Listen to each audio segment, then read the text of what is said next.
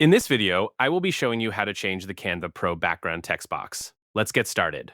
To begin, I start right here on the main Canva homepage. I move my cursor toward the top left side of the screen and click on the purple Create a Design button to reveal a drop-down menu. From these menu options, I select the YouTube thumbnail option. Doing this automatically opens up a brand new tab in my browser, loading a fresh, completely blank white canvas inside the main Canva editor. Once the workspace finishes loading, I move my cursor over to the dark left-hand sidebar panel. I click on the Text tab, which is indicated by a T icon. This brings up the text menu, showing ways to add words to our design. Under the default text styles section, I click on the Add a Heading button. Instantly, a text box with the default words appears perfectly centered right in the middle of our blank canvas. With the default text already highlighted inside the box, I begin typing to replace it.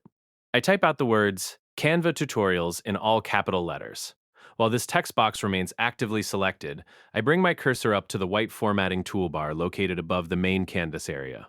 I click on the Effects option. Immediately, the left-hand panel transitions to display a wide variety of text effects. Within this newly opened Effects menu, I locate and click on the Background option. As soon as I click this, you can see a bright yellow solid background box instantly appear behind our text on the canvas.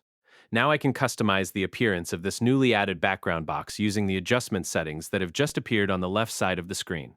First, I focus on the roundness slider.